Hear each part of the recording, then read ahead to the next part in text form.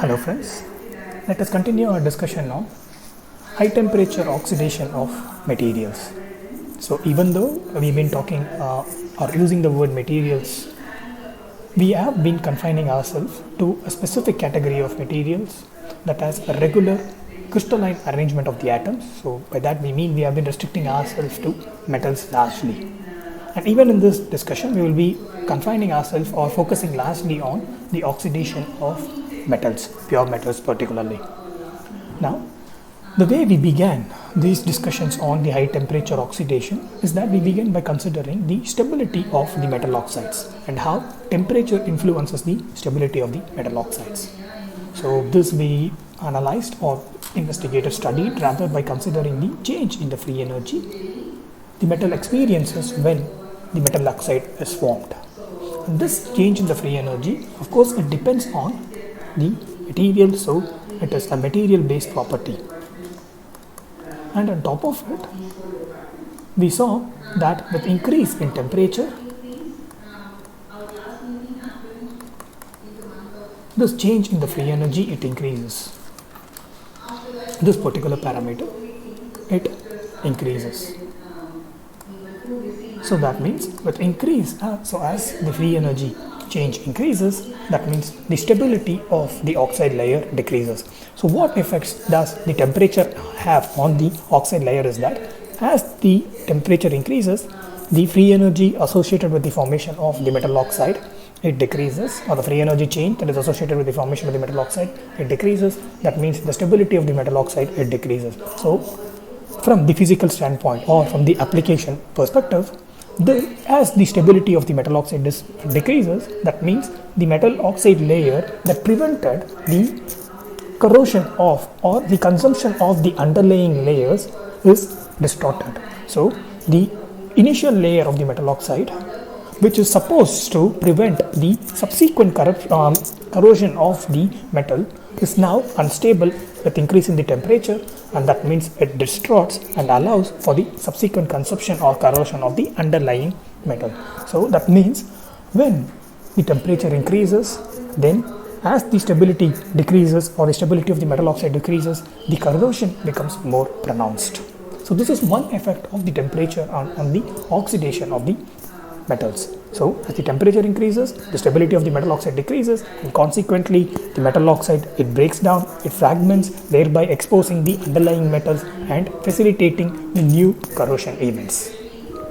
Now the other aspect that we considered when talking about the metal oxides is that the rate of oxidation. When we talked about rate of oxidation, we began by considering the influence of the nature of metal oxide on the rate of oxidation. So, we wanted to understand at what rate does the metal oxidize, and we began that discussion by considering the nature of metal oxide. And when we talked about nature of metal oxide, we did not talk in any sense, but we focused it generally in terms of the porosity. So, we wanted to see how the porosity influences the rate of oxidation, and for that we again discussed the porosity by considering Wellings-Wordsworth ratio, wherein this ratio relates the amount of oxygen that is consumed and the amount of metal that is consumed, and it takes the ratio and it renders under which condition do we have excess porosity and under which condition the porosity is reduced. The reason we began by considering the nature of metal oxide or the porosity is because depending on the degree of porosity, the influence of the thickness on the rate of oxidation varies. Supposing you have a metal oxide that is highly porous, then the thickness of the metal oxide that doesn't play a role in the rate of oxidation. When you have a metal oxide that is highly porous, then the ions that migrate across the metal oxide in order to oxidize the metal, they migrate at a very faster rate. So that means the migration or the rate of migration within the metal oxide does not actually contribute to the overall rate of oxidation. So that is the reason why we began by considering the porosity. So based on porosity, the rate of oxidation can be divided into two. One is the rate of oxidation one that is governed by the migration of ions within the metal oxide. So when we talked about the rate of oxidation, when we considered the influence of porosity on the rate of oxidation, the porosity, it categorizes the rate of oxidation into two. One is the rate of oxidation which is governed by the migration of ions within the metal oxide, and the other is independent of this. So one is governed by, or it is influenced by, the migration of ions within the metal oxide, and the other is independent of it. So we have two different categories of rate of oxidation that are primarily governed by porosity. So when you have highly porous material, then the migration of ions within the metal oxide, it doesn't play much of a role in the rate of oxidation because it's too fast. So it is independent of the migration of ions within the metal oxide. However, when you don't have much porosity, then the rate at which the ions migrate within the metal oxide, it governs the overall rate of oxidation. So the porosity, particularly if you want to talk in the generalized term, the nature of the metal oxide categorizes the overall oxidation rate into two, the one dependent on the rate at which the ions migrate within the metal oxide, the other is the one that is independent of the migration rate of ions within the metal oxides. Now here we have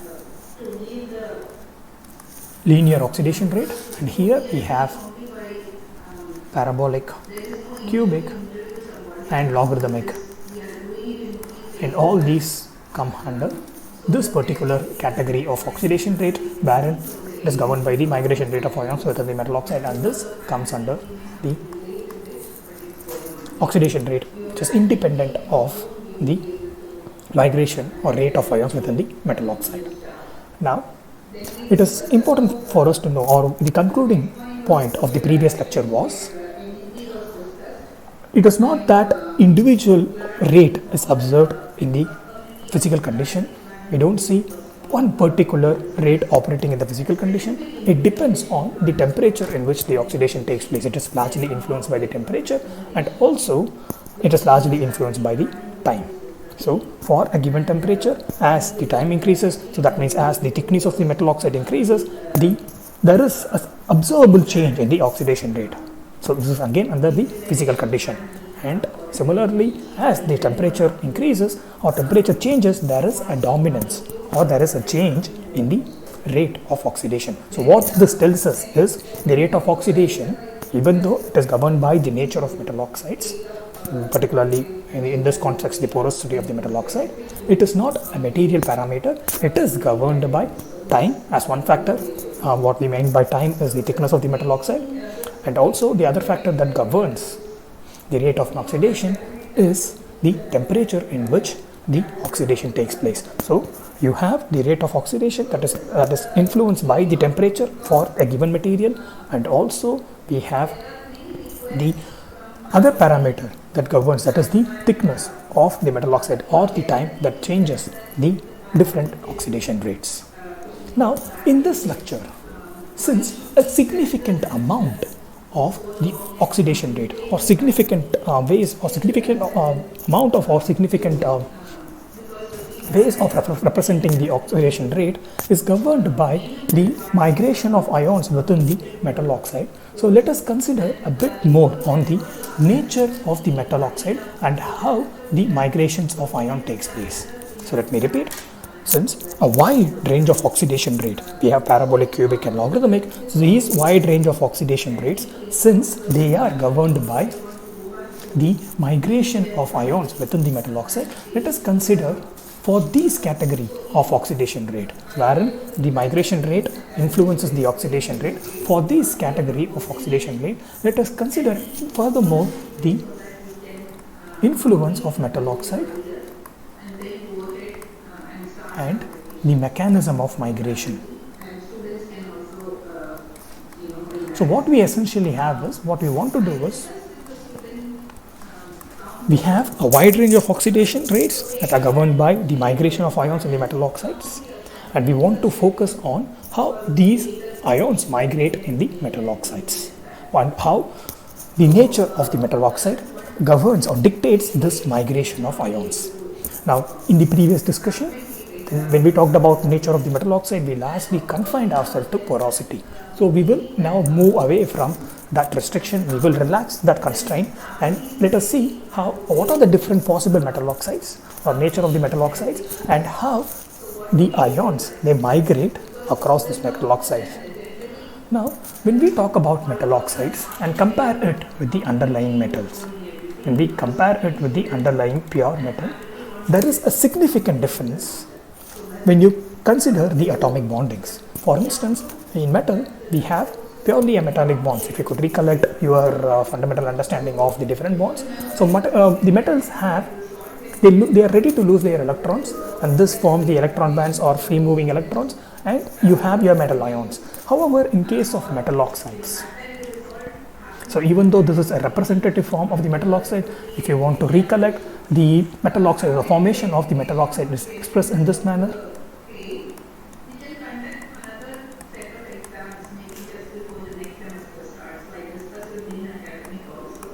So this is the generalized form of representing the formation of metal oxides. So what we essentially have is, when compared to the metals, the metal oxides have a definite relation. So they are no more a metal, so now they are a compound, and they have a definite relationship between the number of metals that are in contact with the number of oxide ions. So you have a definite relationship between the metals and the oxide ions. So metal ion and the oxide ion. So these two different components of this compound, they have a definite relation.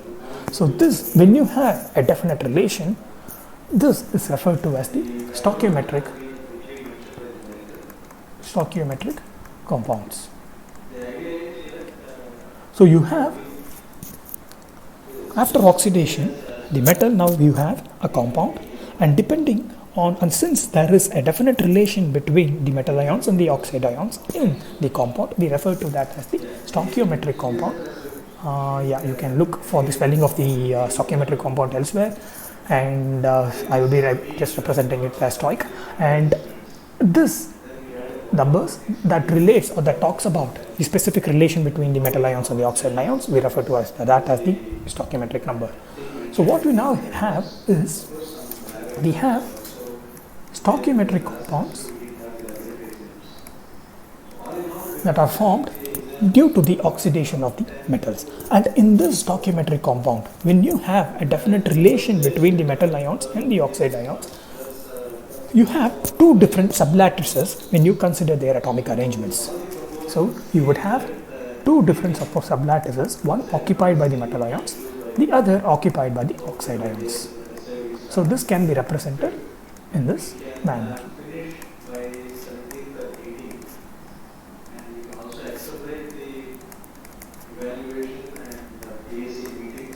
So this is how we have the atomic arrangements in the stoichiometric compounds, wherein you have a regular relation between the metal ions and the oxide ions. Now, in this case, since we have a regular relation, and since the electronic configuration is sufficiently balanced, and we have the metal oxide, even though it is comprised of definite ions, we have maintained the neutrality, the electrical neutrality, by the sufficient stoichiometric relations. In such a case, in an ideal case, when you have an electric neutral condition and you have a definite arrangement of the ions in two different sublattices, in this case, in an ideal case, the migration of ions is not possible because everything is well balanced. Electrically, everything is well balanced. They are established in a definite stoichiometric ratio. So therefore, for the migration of the ions, we need to have certain defects. So when you consider the metal oxide is different from that of the metals. The metal oxide, they are stoichiometric compounds. The stoichiometric compounds, what we mean by that is, they are present in a definite proportions. You have a definite proportion of metal that is present and a definite proportion of oxide ion that is present, and they are arranged in a definite manner. So in that case, in an ideal arrangement wherein each ion have their specific positions, in that case, migration of any ions will cause and will distort the electric neutrality. will bring about a charge to the metal oxide. So that is not desirable. So therefore, whenever you want to have the migration of ions in a stoichiometric compound such as this, so in that case, what you need is defects. So therefore, in a stoichiometric compound, it is the defects that govern the migration of ions. Only when you have defects, we have the migration of ions that is possible. And luckily for us, what we have is with increase in the temperature, the defects like vacancies and interstitial occupancy of the ions is stable and it is favored. So therefore, what we have is, we have defects like vacancies that enable us or that create the opportunity or facilitate the migration of the ions. So what we mean by that is, we have now two sublattices, and it is possible that one of these metal ions, let us say this one, might vacate from its place and occupy an interstitial position here, and one of this metal ion might vacate its position and occupy the interstitial site here. Now, since it does not move away from its spot, or it does not move away or onto the surface of the metal oxide, since it still stays within the configuration, the electric neutrality is still maintained. There is no new charge that is introduced into the metal oxide. But since it is now present in the interstitial region, it is free to move. So what we have is, even though we have a stoichiometric compound, even though in this ideal stoichiometric compound, the migration of the ion is difficult, what we have is, with increase in the temperature, we can introduce defects like that of the interstitial occupancy. So in case of interstitial sites, what happens is that the ions may migrate from their position and occupy the interstitial site, and then they are free to move.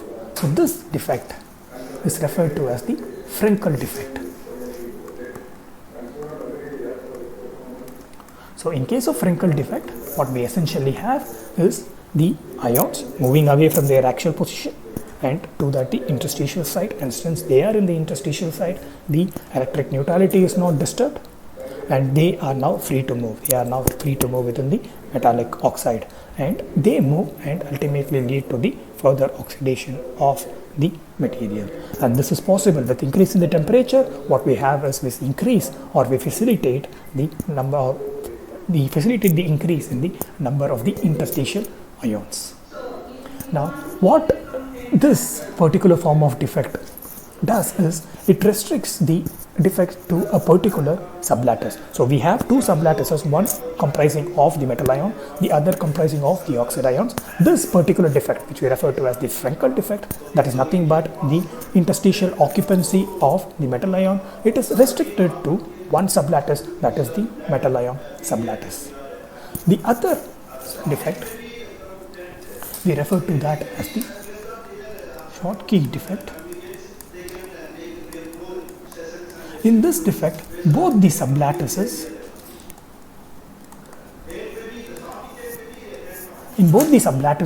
we observe the defects.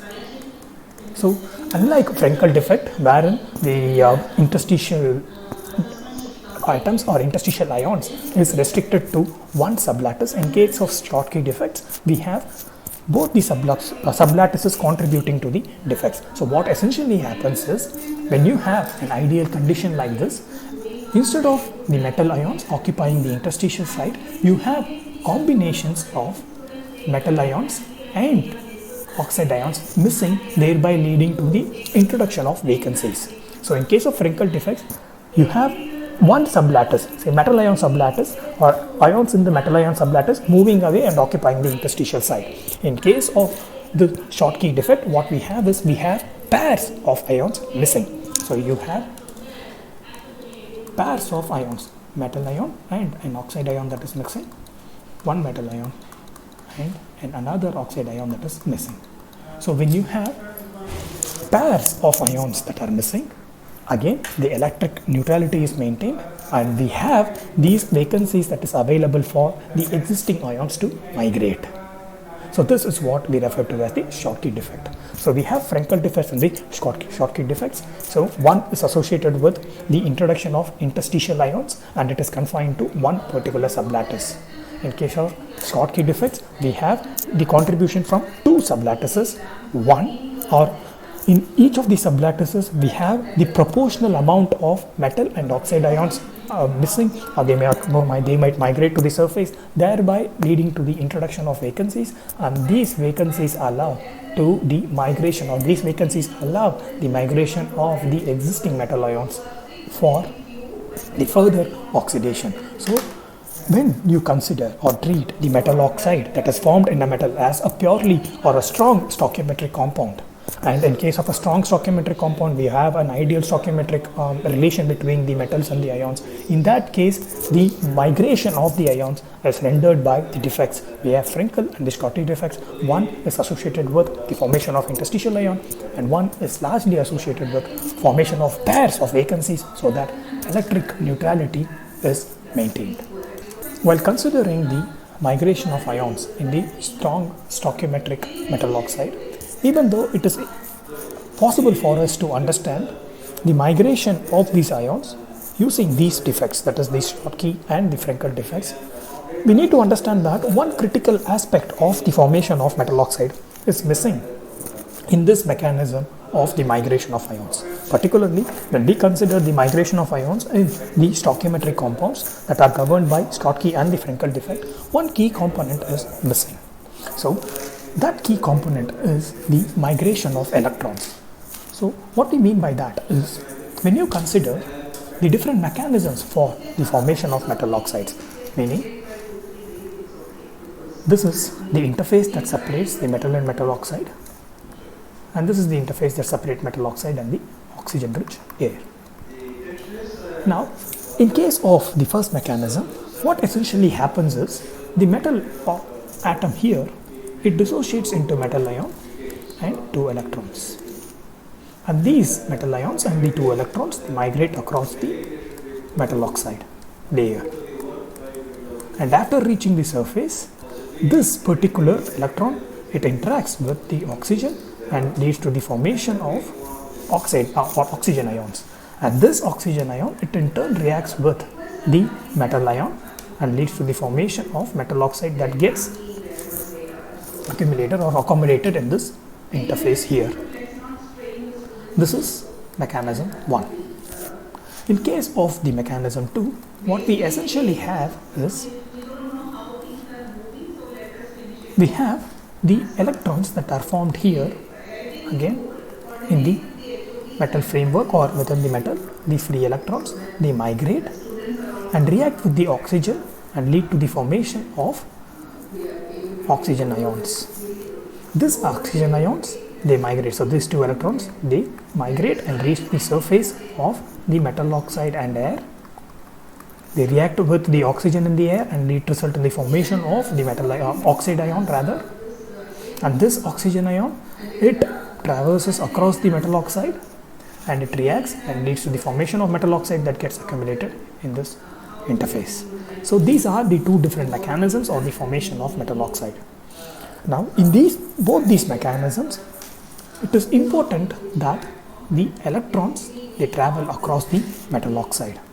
However, even though there is a critical role played by the movement of the electrons, we don't explicitly see, or we don't explicitly provide a provision for this migration of electrons in this particular stoichiometric consideration. When we consider the migration of ions in the stoichiometric setup, we don't have an explicit provision for the migration of electrons.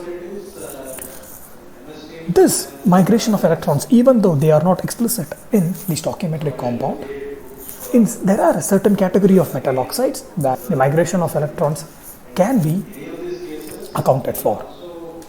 So this category of metal oxide, wherein the migration of electrons can be accounted for, is, we refer to it as the non-stoichiometric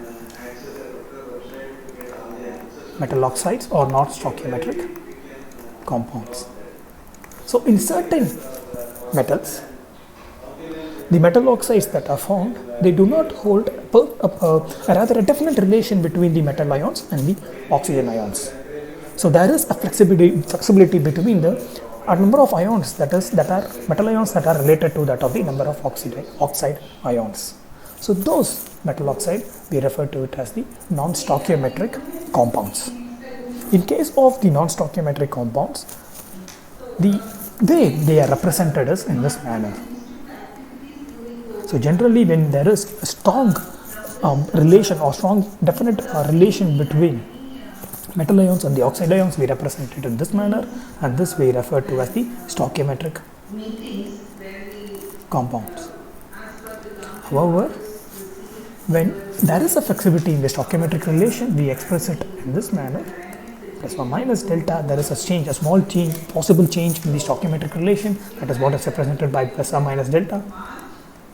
And this we refer to as the non-stoichiometric compound. So the metal oxide, depending on in which metal it forms, we can form both stoichiometric and non-stoichiometric compounds.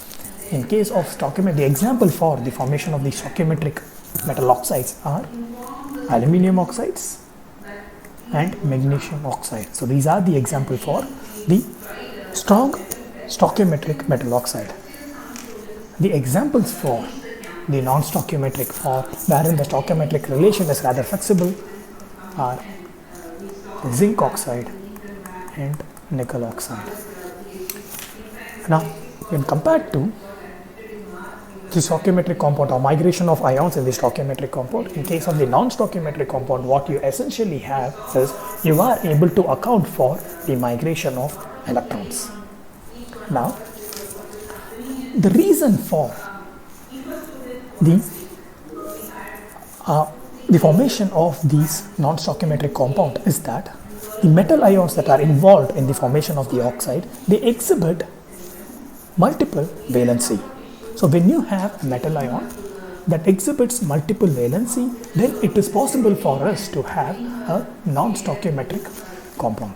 So it is multiple valency that leads to the formation of non-stoichiometric compound, multiple valencies in the metal ion. Now, if you could recollect, valency is nothing but it's tied up to the electronic configuration of the metal, and if for a metal it is possible, energetically feasible for a metal to lose, like say 1 electron at one instance and 2 electron at other instance, we have in a given system we have multiple valency, and when you have multiple valency, it is possible for us to form the non-stoichiometric compound. And the migration of ions in this non-stoichiometric compound is considerably varies from that of the migration of ions in the stoichiometric compound. For one, the reason we are considering the non-stoichiometric compound, that is one of the reasons, that is it allows or it explicitly accounts for the migration of electrons. Now, when we consider the non-stoichiometric compounds, the compounds wherein the metal ion exhibit multiple vacancies, these are generally categorized under semiconductors. So if you have already taken some course on electronic materials, you would be able to relate how we have semiconductors or what is the characteristic features of the semiconductors, and you can relate these semiconductors to that of the non-stoichiometric compounds. So what we essentially have is, in addition to the stoichiometric compound, we have non-stoichiometric compounds forming in different metals, and in this metals, the migration of ions within the metal oxides, which are non-stoichiometric in nature, the nature of the migration, the mechanism of migration varies. And this variation in the mechanism of migration again depends on the nature of the metals. So what we mean by that is, the non-stoichiometric compounds, which can be categorized into semiconductors, can further be divided into, like the semiconductor, the p-type non-stoichiometric compound and n-type non-stoichiometric compounds. So once we get into the discussion on the multiple valency, once you categorize an oxide into a non-stoichiometric compound, then what essentially you are doing is we are relating it to the semiconductors, and as you categorize the semiconductor, it is possible for us to categorize the non-stoichiometric compound into p-type non-stoichiometric compound and n-type non-stoichiometric compound. In case of p-type and n-type, what varies is the defect that is present, the charge of the defect that is present varies. Supposing if you have the electron that is present in the interstitial site, then the charge of this defect is negative. Supposing you have a vacancy that is supposedly to be charged positive, then you have a positive defect. So the charge of the defect, or if you talk in terms of the semiconductors, the charge that propagates, it considerably varies between p-type and the n-type non-stoichiometric compounds. So since, even though it is easy for us to relate the non-stoichiometric compounds to that of the semiconductor, we should remember that we are again talking in terms of metal oxide, and all these discussions stems from the categorization or relating the metal oxide as the non-stoichiometric compound. So when you consider non-stoichiometric compounds, there are two types, p-type and n-type. In case of n-type non-stoichiometric compound, so that is non-stoichiometric compounds. So in case of n-type non-stoichiometric compounds, it is possible for us to have the free electrons and these free electrons to migrate. So in case as the name suggests, or the way n-type categorized or n-type non-stoichiometric compound is categorized, is that we have the electrons that are freely available, and these electrons migrate in order to further the oxidation process. Now, how this electron is introduced? Depending on how this electron is introduced, this n-type non-stoichiometric compound can also be further categorized into metal excess and non-metal deficit.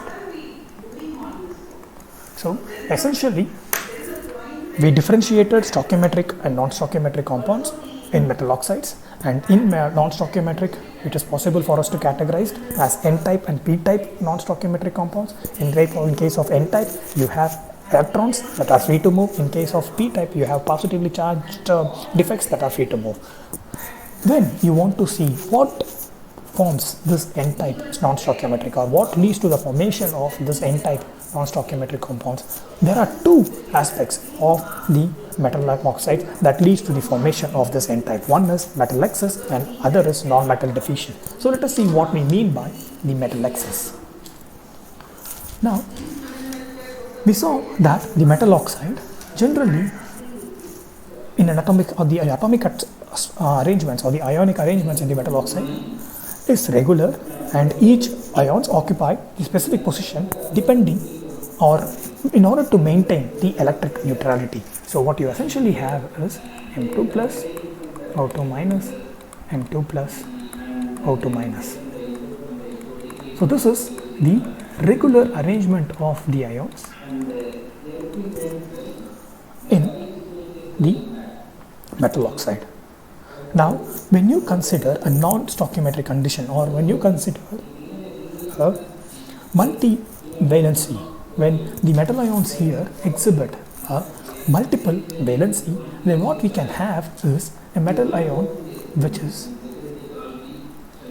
which has a charge of, say, 1m plus.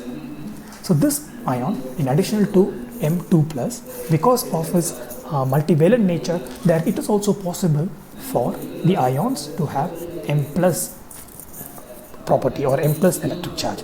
Now these ions, with increase in temperature, might occupy the interstitial points. So similar to that of the Frenkel defects, so there might be these ions which exhibit different valency, and they occupy the interstitial site. So you have an ion with multiple valency, a different valency occupying the interstitial site. So you have a Frenkel defect that is caused by an ion of a different vacancies. So in order to make or maintain the electric neutrality, in order to ensure that this ion does not make the metal oxide positively charged, we have an additional electron that is being introduced in order to maintain the electron neutrality. Of course, in addition to the different ion, the ion with different charge from that of the regular ones occupying the interstitial site, it is also possible for the regular ion occupying the interstitial site. So this one occupying the interstitial site, in order to maintain the electron neutrality or electric neutrality, we need to include 2 electrons. And now for the further oxidation, these ions, they migrate and lead to the react with the oxygen ions and ultimately lead to the formation of non-stoichiometric metal oxide. Now what essentially happens in the metal excess case is that, as the name suggests, you have the ions, the metal ions of different valencies. They are occupying the interstitial points, and in order to maintain the electric neutrality, you introduce the electrons are introduced, and these free electrons, while maintaining the electric neutrality, while these ions are free to move, these electrons are also free to move, ultimately corroborating with our mechanism of oxidation. So this is the mechanism that we observe in one form of the non-stoichiometric compound or non-stoichiometric oxides, that is, you have an excess metal present. The excess metals that can be of different charges, and these metals, in order to bring about the electric neutrality, we have electrons associated with them.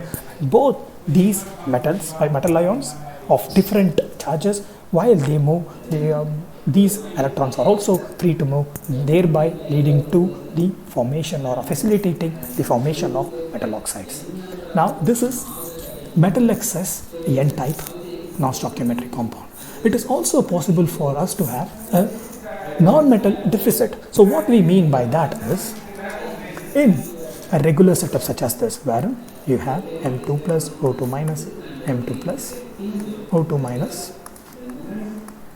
So in a regular setup like this, as the name suggests, non-metal deficit, it is possible for some of the oxide ions to evaporate or reach the surface, thereby leading to the introduction of vacancies in the sublattice. So it is similar to that of the Schottky defect. So you have some oxygen ions moving away from the lattice and reaching the surface. You have now the formation of the vacancies. However, this vacancy is not balanced with the metal ions. You have just an vacancy with the oxide ion. It is not balanced. Therefore, you have introduced an ultimate charge to the system. To neutralize this charge, the electrons are introduced. So this 2 negative charge that is present with the oxygen ion, and when this oxygen ion, it moves away, it evaporates and reaches the surface, you need to balance the imbalance that is introduced by the vacancy created by the oxygen ions. So this is brought about by the introduction of the electrons, and now these electrons, they propagate along with the metal ions through these vacancies here. So the vacancy facilitate the propagation of other ions, and the electrons are now, which are introduced to neutralize the overall electric charge, they are also free to move, and combination of these ions lead to the formation of metal oxides. So we have, when we consider the non-stoichiometric compound, we have two different types of non-stoichiometric compound. One is the N-type non-stoichiometric compound, and even within the N-type non-stoichiometric compound, these are formed by two different manners. One is when you have metal excess. What we mean by metal excess is that these metal ions, even though they exhibit the multiple valency, they are excess in nature. They occupy the interstitial spots, and when they occupy the interstitial spots, they bring about they disturb the electric neutrality. In order to bring back the balance in the electric neutrality, we introduce the additional electrons is introduced into the metal oxide. So the electrons from the metal region are introduced into the metal oxide in order to balance the charge that is introduced by the metal excess ions that are present. Now, this combination of the metal excess ions that occupy the interstitial position and the electrons that are present, that are now introduced because of their presence, will ultimately contribute to the formation of metal oxide.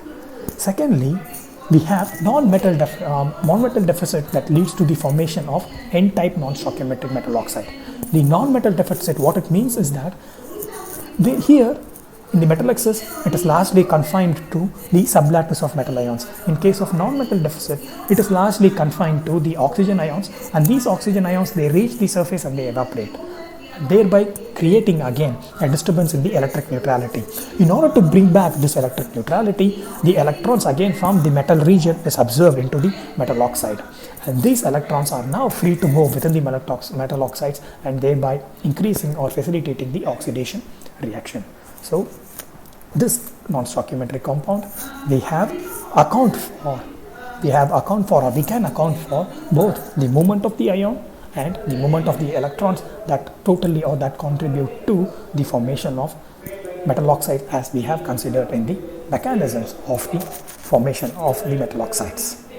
Now, as we have seen, in addition to that of the N-type non-stoichiometric compound, it is also possible for us to have the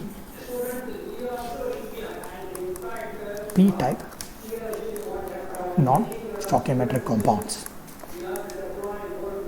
So what essentially happens with this P-type non-stoichiometric compound is that, as opposed to the metal excess, what we would have is a metal deficit. So while metal excess leads to the formation of P-type non-stoichiometric compound, we have a metal deficit that leads to the formation, or when you have a metal excess, as it leads to the formation of N-type non-stoichiometric compound, the metal deficit, it leads to the formation of P-type non-stoichiometric compound. So what we have is, what essentially happens is the reverse of this, meaning when you have a regular arrangement, for instance in this manner,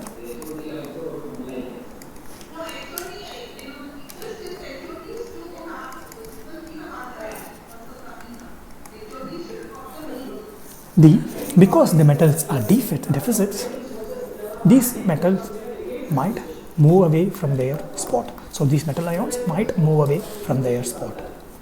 And given that the non-stoichiometric compound are brought about by the multivalent nature of the metal ions.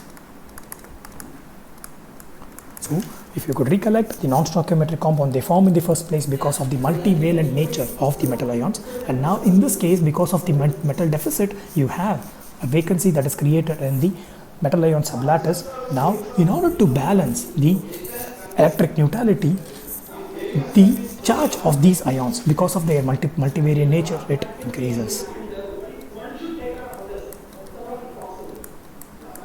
Now this spot here, since it has a definite charge, and this charge is referred to as, in the context of semiconductor, as positive holes, this is referred to as the P-type non-stoichiometric compound. So what we essentially have is, we have a vacancy that is forming in the metal ion sublattice, and because of this vacancy, in order to neutralize the imbalance that is brought about because of this vacancy in the metal ion sublattice, the multivalent nature of the metal ions come into play. So the ions which were originally M2 plus, they change to M3 plus in order to bring about or restore the electric neutrality.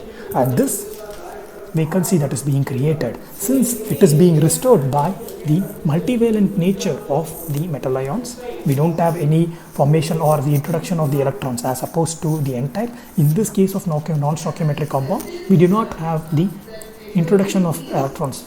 That does not happen. As in the previous case, these are referred to as the P-type non-stoichiometric compounds. So in case of P-type non-stoichiometric compounds, now you have the formation of vacancies, and by using through these vacancies, you allow for the migration of ions. So essentially, the migration of ions, it is facilitated depending on the mechanism in which the ions migrate. It purely depends on the nature of the metal oxide that is formed. So in this case, when we are talking about the nature of the metal oxide, we are talking in terms of the chemical nature of the metal oxide, if it is stoichiometric or if it is non-stoichiometric. So what we mean by stoichiometric is that there is a definite relation between the metal ions and the number of metal ions that is associated with the number of oxygen ions. When there is a definite relation, you would have an ideal configurations of this manner. So one cannot randomly disturb this ideal configuration, because that will disturb the electric neutrality. So therefore, we need to introduce defects. So one defect is the Frenkel defect, that is confined to just one sublattice, mostly the metal ion sublattice. And what this Frenkel defect does is it moves the ion from its metal ion from its position to the interstitial position. And the other defect is the Schottky defect, and this creates a combination or a pair of vacancies in order to establish the electric neutrality. So both these defects play a role in stoichiometric metal oxide.